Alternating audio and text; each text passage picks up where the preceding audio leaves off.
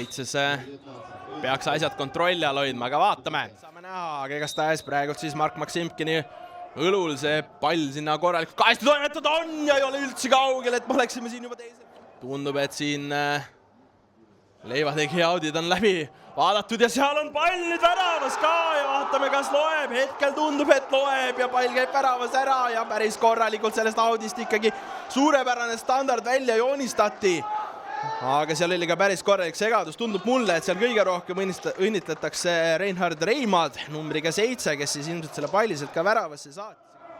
Siit nüüd väga kehv pallikaotus ja kas tuleb vastu kingitus, minnakse panema, esimene see saab kätte ja Dokul on täiesti pall keskele.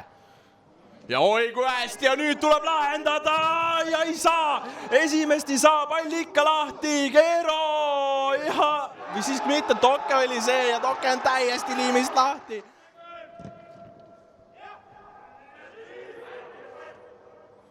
Ja pikendus ja Erme pääseb, see pall nüüd läheb pisut pikaks ja Lauri seal.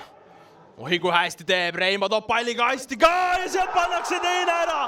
No see on ideaalselt lahendatud, sealt pisut tundus juba, et see tsenderdus, mis algselt kasti suunas läks pikale, aga see tehti nii filigraanselt ära, et no nüüd on Transil raske ja tagumisest postist see sealt see pall, et võib-olla isegi õnne tänada, et see pall ikkagi lõppude lõpuks neile jäi. Maksimkin. No nüüd on löögikoht olemas ka. Oi ja Vainula toob välja, aga siin on vasturünnakut katma siiski mitte, vahetatakse ära veel Iiev siis seda rolli täitmas. Pall kasti, Santos saab suunata ka ja ei lähe mööda palju vasakust. Purjenatsa läheb päris korralikult väravahti segama, tuleb löök ka, aga see maandub plokis. Purjenatsa esimese näol, pall ka värava peale, kui löök siis kategoriseerub sinna või on eelnevatest erinev. Madal pall ja tundub, et seal ikkagi Harjul pisut raskusi, Vainula eksib niimoodi ja ei suuda. Pall seal lõppude lõpuks Trans pikendasse kohale ei jõudnud. Aga Aptšev tulistab ja pall käib postis ära ja no siin tuleb hakata. Väga kehv pallikaotus. Santos suudab sealt nüüd võistkonnakaaslase Praagi ära katta. Tuleb löök ka, aga ei lähe. Aga Aptšev. Korralik konks ja nüüd on võimalik jällegi pall kasti saata, oi kui vabalt ja pikendatakse ja nüüd tuleb ära. Trans saab siit esimese kätte, aga meil on 3. lisaminut täis. Kui palju siin veel aega on see küsimus. Igastahes Rou paneb korraliku avapunkti enda tulemisele siin Eestis. Ja saab oma debüütmängus värava kätte, aga kas sellest on piisav? Kas värav loeb, aga Jürgen Lorents ei lase seda palli enam siin täna mängu panna. Rowi värav jääb ka selle kohtumise viimaseks puuteks. Tänane kohtumine lõpeb seisuga 2-1. Minuga siin Transi poole pealt mängu järgseks intervjuuks Murat Velijev. Ma alustaks natuke kaugemalt, et kuidas võistkonda sisse sulandumine läinud on? Ma ütleks, et olen hästi sulandunud meeskonda praegu ja ma ütleks aitäh meeskonnakaaslastele, et nad on väga hästi vastu võtnud mind. Kuidas mängupildiga harjunud oled peatreeneri käekirjaga? Ma arvan, et see selline stiil sobib mulle. Intensiivne jalgpall, hästi palju jooksmist, hästi palju võitlusi. Ma üritan nautida seda protsessi ja endast maksimum anda iga päev lihtsalt. Tuleme tänase mängupildi juurde ka. Mis valesti läks, kui ma alguses niimoodi küsin? Ma arvan, et praegu on raske öelda, mis valesti läks. Võin öelda, et 2 sellist standardolukorda. Üks oli audist. Me teadsime, et Harju teeb neid. Kahjuks ei suutnud me ennetada seda. Teine värav suhteliselt sarnane. Kahjuks täna lõi Harju rohkem kui meie. Lihtsalt statistikat vaadates ma ütleks, et ründamängus pigem olite võimaluste loomises üle, aga lihtsalt ei hiile täpp panemata. Ma ütleks, et tegelikult kogu mängu vältel oli mäng meie käes. Hoidsime palli, lõime hästi palju olukordi, kahjuks ei suutnud realiseerida ja see maksis täna kätte. No siin tuleb juba varsti jälle uus mäng peale karikas, et selleks olete juba valmistunud või nüüd hakkab töö? Ei no selles suhtes, et me võtame mängult. Tänase mängu üritame võimalikult kiirelt ära unustada, sest et kohe on tulemas karikamäng. seal tuleb kindlalt ära võita. No algselt me ei pidanud siin hallis mängima, kas see ka kuidagi täna mängu mõjutas või sa tunned, et siin on täitsa okei mängida? Ei, ma arvan, et siin on täitsa okei mängida, et uus hall, uus kate, ütleks, et pall liikus päris hästi, et ei saa vinguda, et kõik võimalused on olemas, et head mängu mängida. Aga ma tõmbaks siit kokku. Aitäh, Murat, sulle intervjuu eest ja edu tulevikus. Edu teile ka. Ja meiega siit Harju poole pealt ka kohe on võistkonna kapten Järve liitumas. No sinule saab alustuseks vist õnne soovida. Ja, aitäh. Kuidas sa ise mängu kokku võtad? Lihtsalt statistikat vaadates pigem ütleks, et Trans oli niisugune domineerivam pool, aga te kasutasite oma võimalused lihtsalt paremini ära.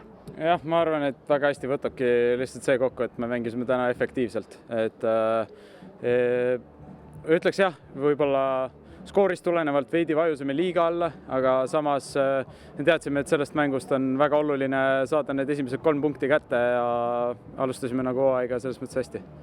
Eelmise hooaja lõpp oli üsna niisugune ilus lõpuspurt, ja seda hooaega alustate ka ilusti, et mulle tundus vähemalt kõrvalt, et niisugused kaitseolukordi tähistasite ka, nagu need oleksid juba niisugused väiksed võidud olnud, et võistkonna keemia hea? Jaa, väga hea. Sisekeemia on, nagu ma ütleks, praegu on suht super, et see on nagu, ütleme, nagu jalgpallis kõige edu nagu alus, et kui seda ei ole, siis on raske nagu edasi ehitada, et kui nüüd see on olemas, et siis saame veel järgi-järgult paremaks minna. Tänase mängupildi pealt veel nii palju, et Trans ütles, et te väga palju üllatanud neid. Kas tulitegi kas see oligi see mängupilt, mis te näha tahtsite? Ise näidata?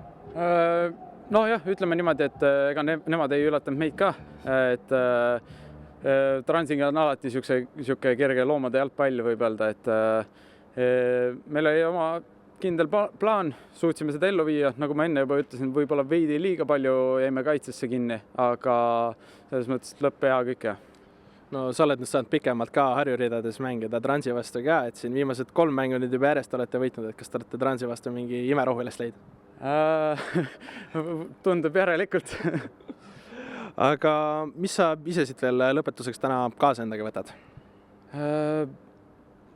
Noh, ütlemegi, selles mõttes on ka tiimi poolt päris nagu hea nagu mindset, et me võidame mängu, aga me pole rahul, selles mõttes kriitilised, aga samas peame nagu nautima neid hetki, kui meil on 3 punkti taskus.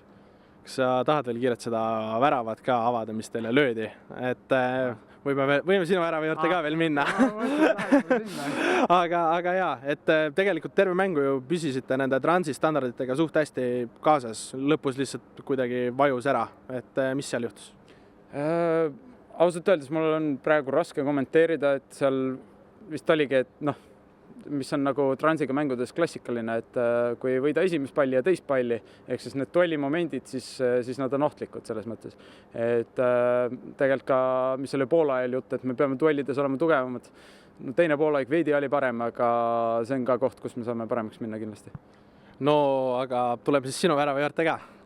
Oled karjääris mõne lihtsama värava ka veel löönud? Kusjuures olen, ütlen, et niisugune ründeinstinkt on olemas, et leian need õiged kohad, kus olla, aga seda peab ütlema, et elu esimene värav peaga, et see on midagi, mida ma võtan endaga kaasa. Ja kui väga see niisugune välja mängitud olukord oli? Mulle tundus, et senderduse alguses läks vähe pikaks, aga see kõik üle tundus niisugune välja joonistatud olukord olevat.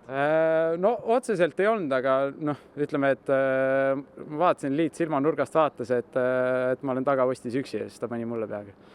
Aga ma arvan, et see on väga hea emotsioon, mille pealt see intekas kokku tõmmata ja aitäh sulle, Andres! Ja, aitäh! Ja edu, jõudu, jaksu tulevikus!